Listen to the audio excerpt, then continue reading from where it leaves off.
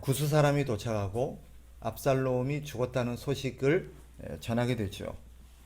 이 소식을 들은 다윗이 애통해하며 웁니다. 애통해했다라는 표현보다는 어쩌면 비통해했다라는 표현이 더 적절할지도 모르겠습니다. 그런데 한 가지 드는 질문은 이겁니다. 다윗이 압살롬의 죽음의 소식을 듣고 아버지 된 마음으로서 좀 슬퍼할 수 있고 많이 힘들겠다라는 생각은 듭니다. 그럼에도 오늘 본문에서 보여지듯 이토록 비통해하며 아파하는 이유가 뭘까? 이렇게까지 비통해할 일일까라는 생각이 듭니다. 아무리 자식이라지만 그가 무슨 짓을 저질렀어요? 아버지를 향해서 반란을 일으켰어요. 반역을 일으켰죠. 그리고 단순히 그 왕의 자리만 빼앗으려고 했던 게 아니라 아버지 다윗을 죽이려고 했어요. 자신을 향해 자신의 목에다가 칼을 겨눈 그 자식이 죽었다는 소식. 그래도 자식이었으니까 어느 정도 연민과 슬픔은 있을 수 있겠다는 생각은 들지만 그렇다고 이렇게까지 슬퍼할 일일까라는 생각이 듭니다.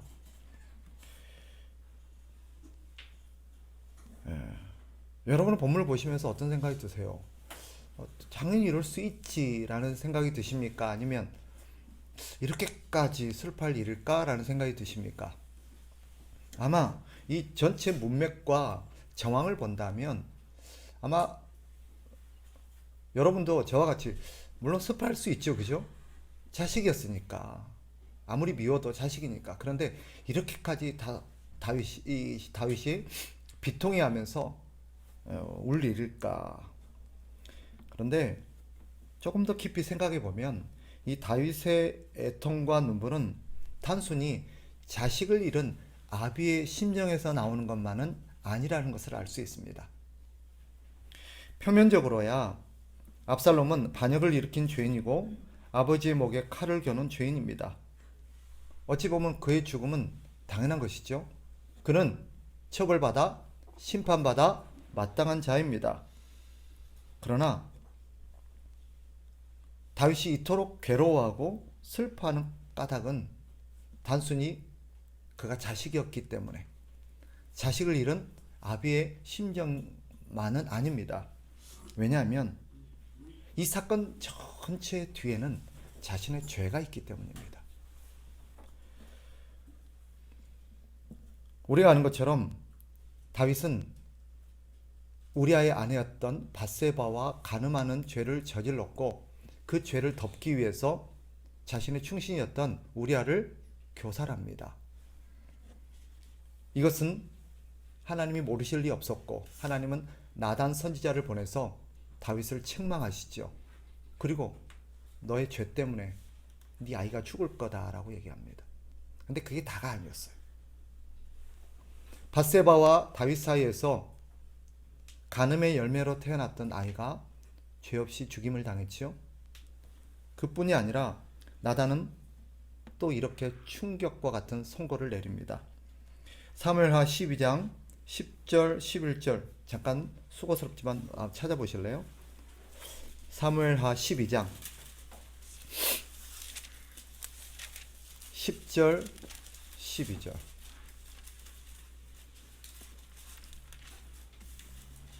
같이 한번 읽어볼까요? 사무엘하 12장 10절부터 10절 11절 다 같이 시작. 이제 네가 나를 업신여기고 햇사람 우리아의 아내를 빼앗아 내 아내로 삼았은즉 칼이 내 집에서 영원토록 떠나지 아니라 하리라 하셨고 여호와께서 또 이와 같이 이르시기를 보라 내가 너희와 내 집에 재앙을 일으키고 내가 내 눈앞에서 내 아내를 빼앗아 내 이웃들에게 주리니 그 사람들이 내 아내들과 더불어 백주에 동침하리라. 결국 일련의 사건 압살롬의 반역과 그의 죽음은 다윗의 죄와 연결되어 있습니다. 다윗은 이 압살롬의 죽음에서 단순히 내 아들이 죽었다, 아까운 아들이 죽었다가 아니라 사실은 그의 죽음에서 무엇을 본 거예요? 자신의 죄를 본 것입니다. 즉 자신의 죄 때문에 죽지 않았어도 됐을 아들이 죽었다라고 본 것입니다. 그러니까 단순히 아들이 나쁜 짓을 저질러서 반역을 일으켜서 그렇게 못된 짓을 하다가 죽은 게 아니라 제 아들이 저렇게 죽게 된 것은 누구 책임이라는 거예요? 자기 죄에 대한 책임이 있다라는 그 마음 때문에 비통해 하는 것입니다. 사실 다윗의 범죄가 없었더라면 이런 자식과의 그런 불행하고도 아픈 싸움은 일어나지 않았을 수 있었습니다. 그래서 다윗은 이 압살롬의 죽음을 듣고 뭐라고 비통해 합니까? 오늘 본문 33절에 보니까 내 아들 압살롬아, 내 아들 압살롬아, 차라리 내가 너를 대신하여 죽었다면 압살롬 내 아들아 하였더라. 압살롬의 죽음을 소식을 듣고 차라리 내가 죽었어야 되는데, 내가 죽었어야 마땅하는데 나 때문에 네가 죽었구나 하는 비통함입니다. 그러나 우리가 또 한 가지 짚고 넘어가야 될 것은 이런 다윗의 마음을 헤아리지 못하는 자들의 반응입니다. 아마 거기 있었던 다른 사람들, 다윗의 부하들은 아마 우리처럼 생각했을지 모르겠습니다. 물론 자식을 잃은, 그래도 자식이었으니, 자식을 잃었으니까 얼마나 좀 마음이 좀 안 됐나, 또 이렇게 괴롭겠지. 비록 반란을 일으켰지만 그래도 자식이었으니 속상하겠지. 그런데 이렇게까지 울 일인가? 이렇게까지 슬퍼할 일인가? 저렇게까지 비통해야 할 일인가? 라고 의문이 들었을 수 있을 겁니다. 우리가 다음에 보겠습니다만 그 뒤에 이들의 반응이 나타나요. 그들은 다윗의 마음을 이해를 못하죠. 아무리 자식이었다지만 반란을 일으켰고 나라를 혼란에 빠뜨렸고 왕위를 빼앗으려고 했고 아버지 다윗을 죽이려고 했고 자기들 향해서도 칼을 겨눈 그런 악한 죄인인데 저렇게까지 슬퍼할 일인가?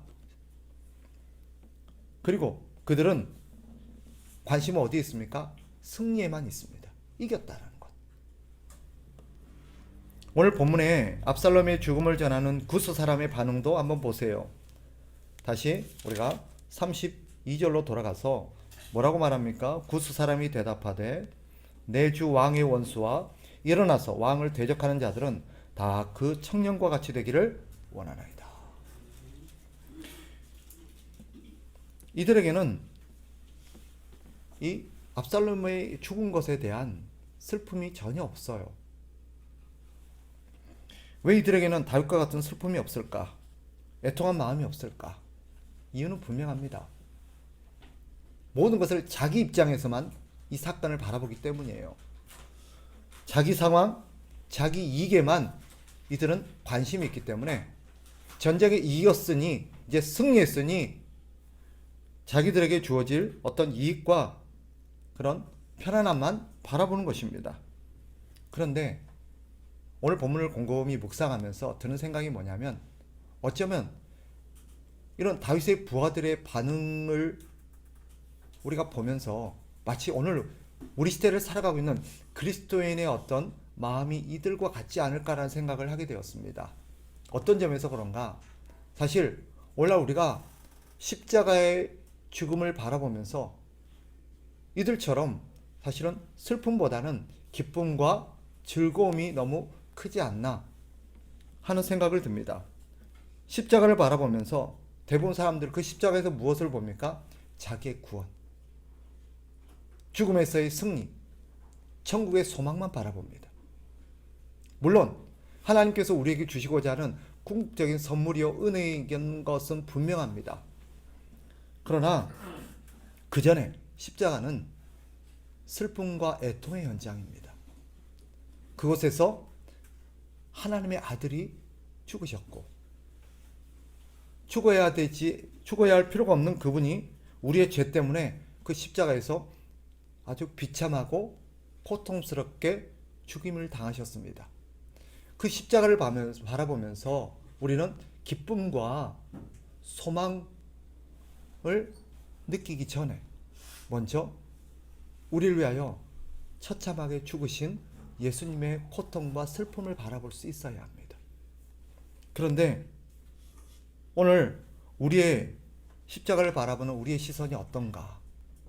전부 다 그 십자가를 통해서 내가 구원받았다는 것, 이제는 내가 구원을 받았다는 것, 지옥에 안 가도 된다는 것, 이제는 내가 천국에 갈 수 있게 되었다는 것만 생각하는 것 같은, 그 십자가의 죽음으로 인해서 그 예수님이 우리 때문에 고통스럽게 죽었고, 그것 때문에 우리 하나님 아버지께서 그 십자가를 바라보면서 얼마나 아파하실까, 얼마나 그 십자가를 통해서 자신의 아들이 죽으신 것에 대한 슬픔이 있을까 하는 하나님의 마음에 대한 헤아림은 전혀 없고, 그 십자가로 주어질 혜택에만 시선이 고정되어 있는 우리의 모습을 보는 것 같다는 생각이 듭니다.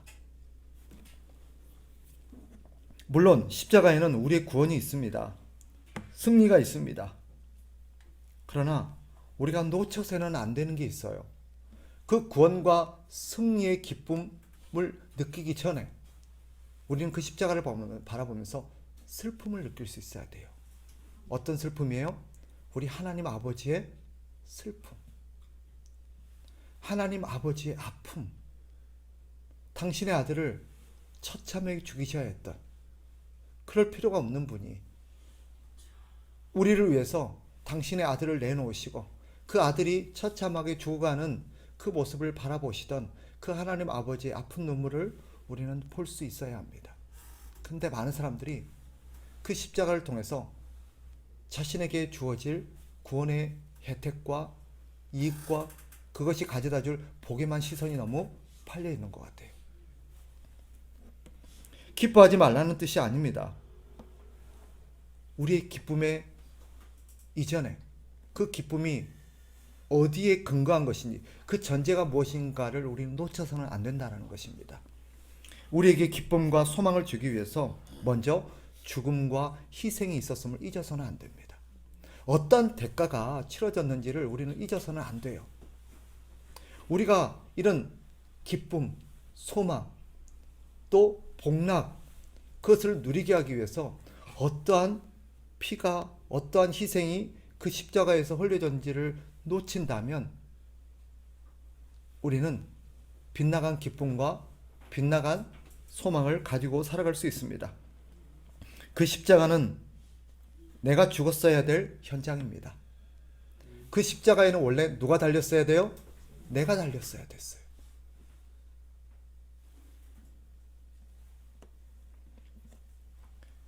그러니 기뻐하기 전에 우리 죄로 희생되신 예수 그리스도에 대한 참담한 죽음을 바라보는 슬픔이 있어야 합니다.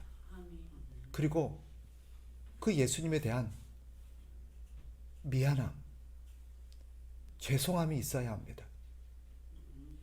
그런 면에서 오늘날 저를 포함한 우리 그리스도인들은 그 고마움을 너무 모르는 것 같아요. 너무 뻔뻔한 것 같아요. 하나님이 우리에게 주신 것이 너무 당연한 것처럼, 하나님이 우리에게 주신 선물이 당연히 우리가 받아야 될 것인 것처럼 그렇게 생각하면서 하나님 앞에 너무 당당한 것 같아요. 담대함과 당당함은 좀 결이 다릅니다. 오늘 성경이 우리에게 이렇게 질문한 것 같아요. 너희는 이런 하나님 아버지의 아픔이 있느냐라는 거예요. 너의 마음에는 이런 하나님 아버지께서 느낀 슬픔이 있느냐라고 묻는 것 같아요.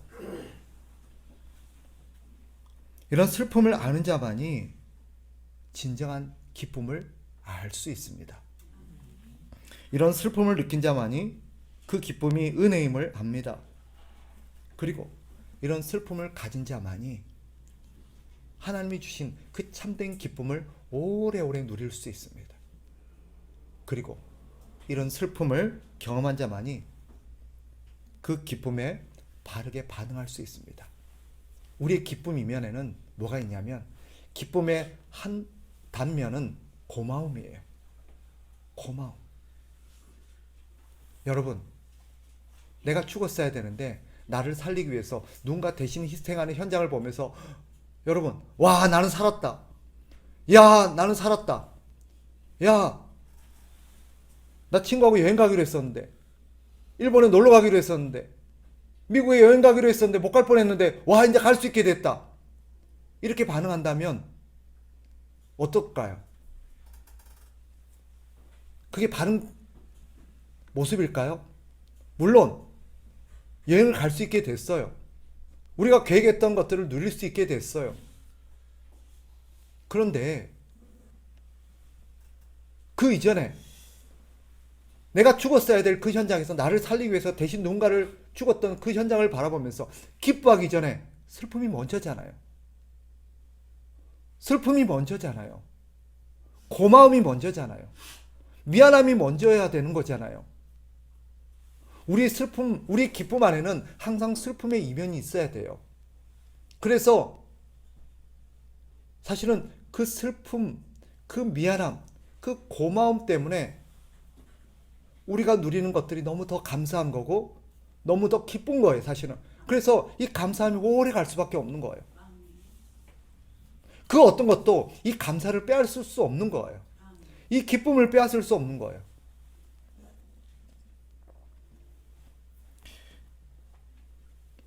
요압이나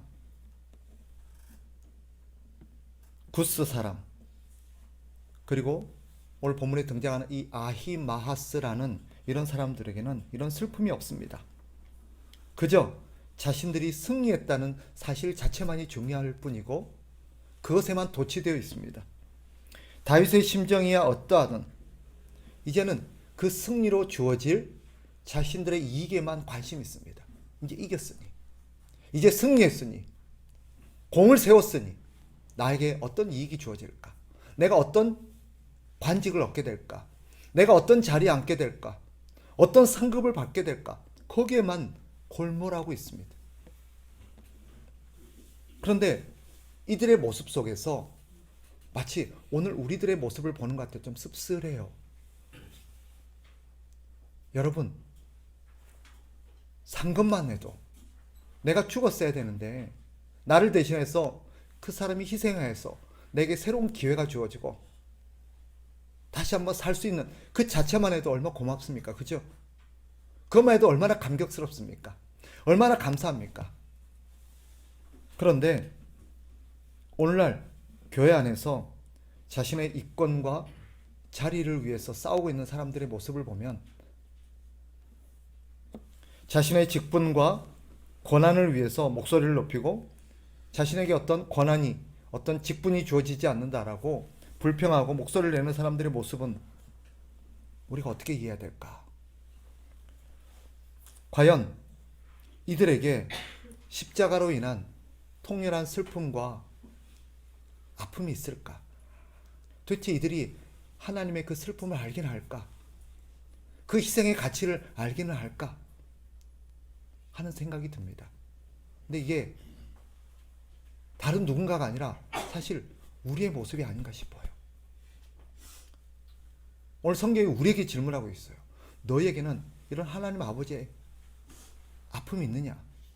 너희는 너희를 위해서 대신 죽은 예수 그리스도에 대한 그런 안타까움과 슬픔과 미안함과 고마움이 있느냐? 라고 묻는 것 같아요.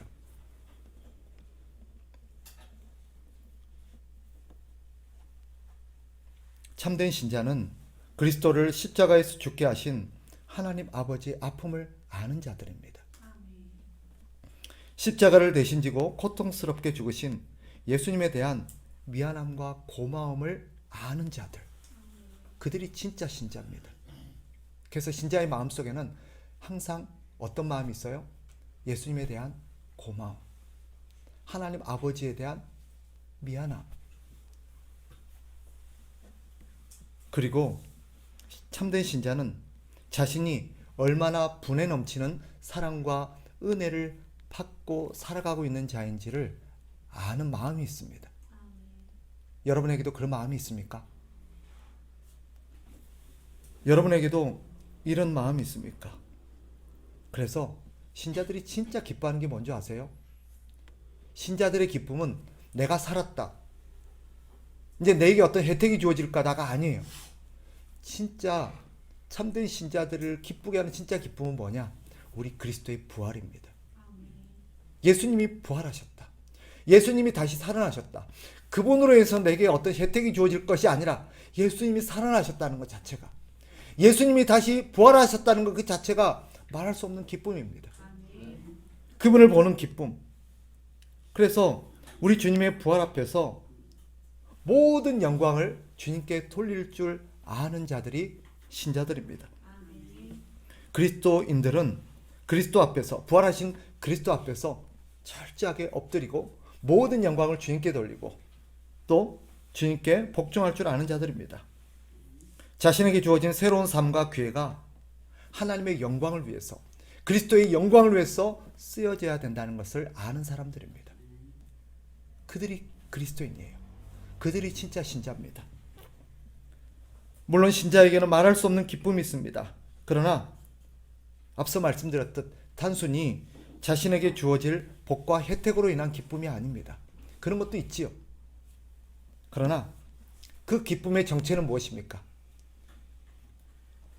하나님의 사랑과 은혜를 아는 기쁨입니다.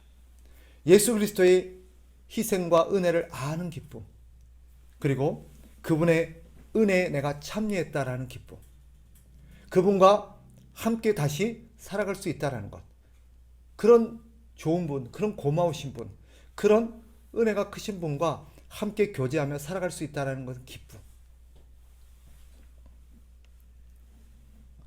그분과 함께 살 수 있는 기쁨, 그리고 그분의 은혜에 보답할 수 있는 기쁨, 그런 것들이 진짜 기쁨입니다.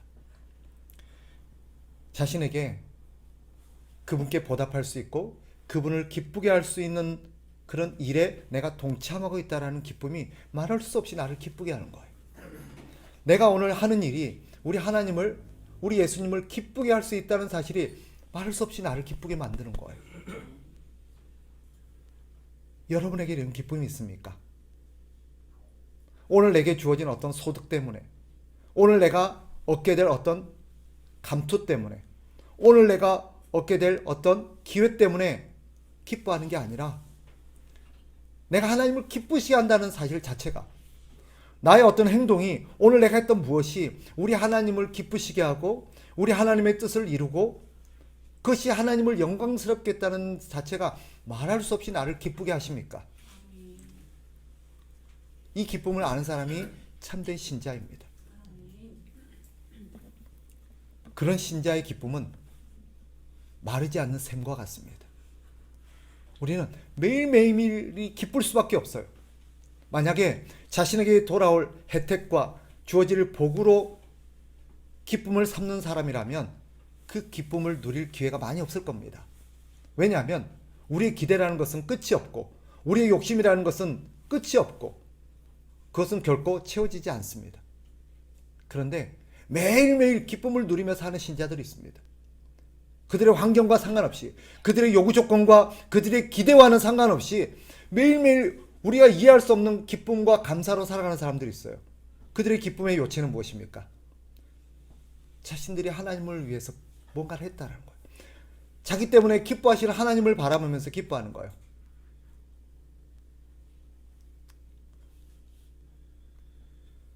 소득은 줄었는데, 장사가 안 되는데,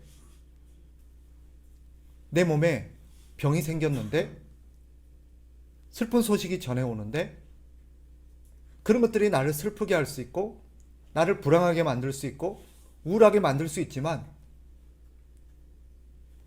그 불행과 슬픔과 우울함을 이겨낼 수 있고 넘어설 수 있는 그 기쁨 때문에 기뻐하고 살아갈 수 있는 거예요. 그 기쁨이 무엇입니까? 이런 환경이 아니라 그래도 내가 살아있고 내가 살아가는 어떤 행동들이 하나님을 기쁘시게 하고 하나님께 영광을 돌릴 수 있다는 사실을, 그래도 내가 누구를 도울 수 있고 누구를 위해서 기도할 수 있고 누구를 위해서 수고함으로써 그 수고를 바라보실 우리 하나님을 생각하니까, 그걸 기뻐하실 하나님을 생각하니까 기쁜 거예요. 이 기쁨을 아는 사람이 있다면 그 사람이 진짜 신자입니다. 이런 신자에게서 누가 기쁨을 빼앗아갈 수 있겠습니까? 이런 신자를 누가 우울하게 할 수 있겠습니까? 이런 신자에게서 무슨 소망을 빼앗을 수 있겠습니까? 우리에게는 이런 기쁨이 있습니까?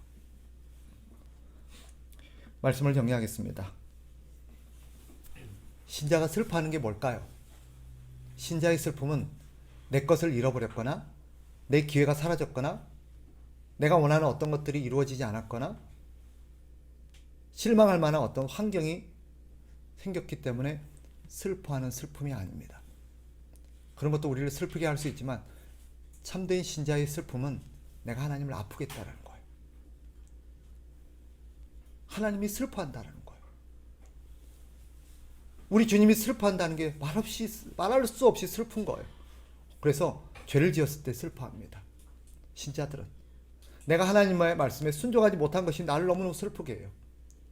내가 하나님을 기쁘시게 하지 못한 삶, 하나님이 내게 주신 이 하루가 하나님 앞에 쓸모없이 소모되었다는 것이 나를 말할 수 없이 슬프게 합니다.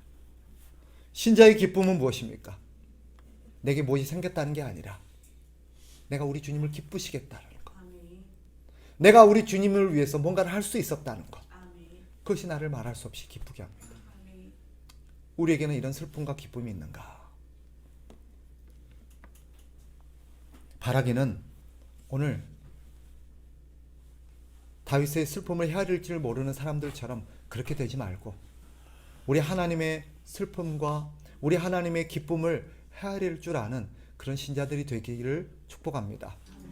그래서 매일매일 어디에 있든지 어떠한 환경이 있든지 항상 하나님을 생각할 줄 알고 하나님의 마음을 헤아릴 줄 알아서 하나님을 기쁘시게 하는 저와 여러분 되었으면 좋겠고, 하나님이 슬퍼하는 일을 하지 않는 그런 우리가 되었으면 좋겠습니다. 그래서 누구도